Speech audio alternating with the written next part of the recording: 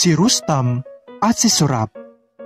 Mula sa epikong Shahnameh, isang epikong Persyano.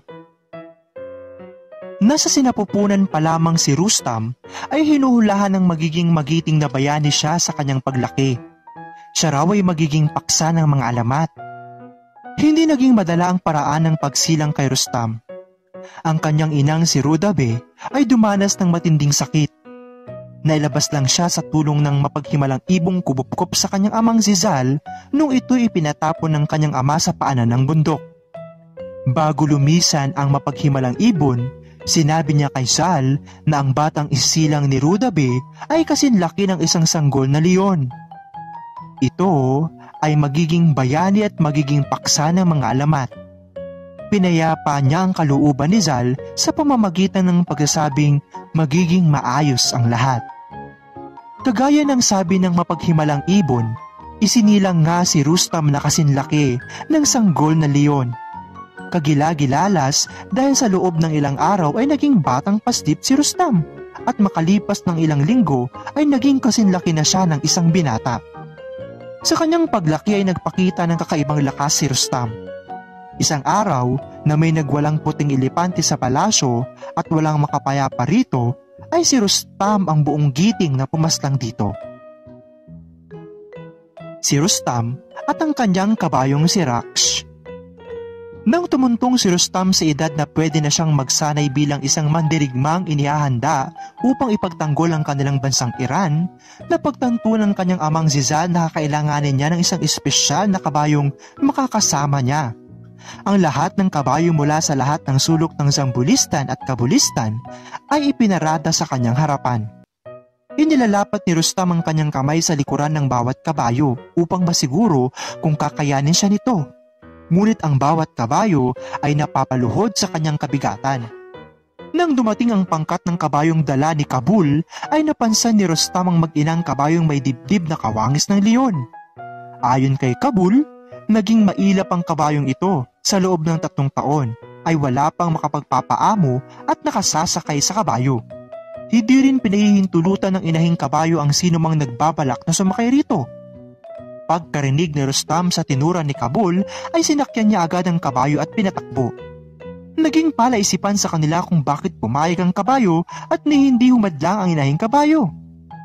Nang bumalik si Rustam kasama ang kabayo ay puro papuri ang kanyang ibinigay sa kabayo. Mula ng araw na iyon ay hindi na naghiwalay si Rustam at ang kanyang kabayong si Raksh. Ang pagkikita ni Rustam at Prinsesa Tamina. Isang araw sa lugar na malapit sa Turan sa bayan ng Samangan, maghapong nangaso ng mababangis ng hayop si Rustam. Nang makahuli siya ay iniluto niya at kinain.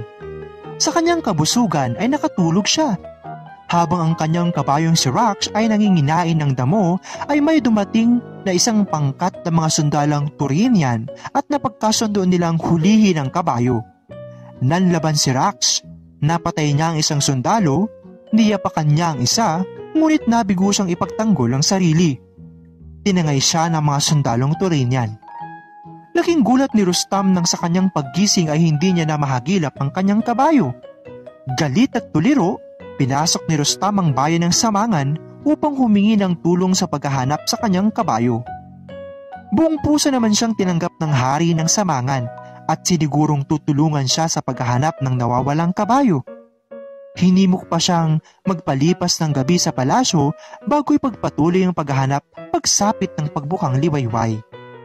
Hating gabi nang namalayan na lamang ni Rustam na bumukas ang pinto ng silid na tinutuluyan niya.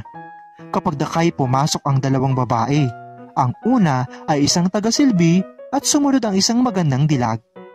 Nagpakilala ang magandang dilag na siya ay si Prinsesa Tamina, ang kaisa-isang anak na babae ng hari ng Samangan.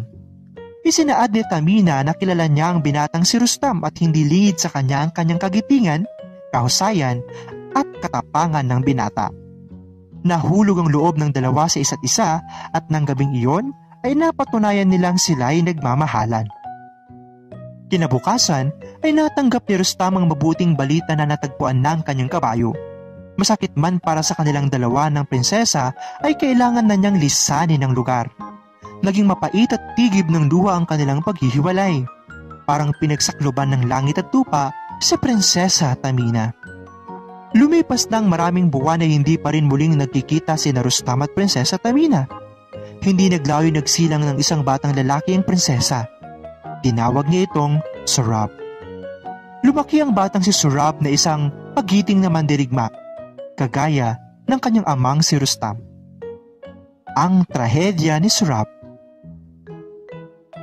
Hindi nalaman ni Rustam na nagbungo ang kanilang pag-iibigan ni Prinsesa Tamina. Hanggang isang araw ay nakaharap sa isang digmaan ng mag-amang si Rustam at si Surab. Sa umpisa hindi man lang naghinala si Rustam na maaaring si Surab ay ang kanyang anak, habang si Surab ay kinutubang maaaring si Rustam ang kanyang ama. Nagtuos ang dalawang magiting na mandirigma. Naigupo ni Rustam si Surab at nasaksak hanggang ito ay mag-agaw buhay. Habang si Surab ay nakahandusay, nagbalik sa kanyang alaala na ang nagtulak sa kanya upang mapadpad sa lugar na iyon ay ang pagmamahal sa kanyang amang si Rustam. Sa pagtitig ni Rustam sa nag-aagaw buhay na katunggali ay napakadako ang kanyang paningin sa pulseras na nakapulupot sa braso ni Surab. Ito ang pulseras na ibinigay niya kay Prinsesa Tamina maraming taon na ang nakalipas. Hindi siya pwedeng magkamali. Maaring ito ay ibinigay ng prinsesa sa kanyang katunggali dahil ito ay ang kanyang anak. Nayanig ang buong pagkatalo ni Rustam. Naramdaman niya ang lukso ng dugo, ngunit huli na ang lahat. Wala nang buhay si Surab. Isang mapait na kamatayan dahil namatay siya sa kamay ng taong dapat sana'y kakalinga at magtatanggol sa kanya. Parang pinagsakluban ng langit lupa si Rustam. Hindi niya ito ninais na mangyari, ngunit naging malupit ang tadhana.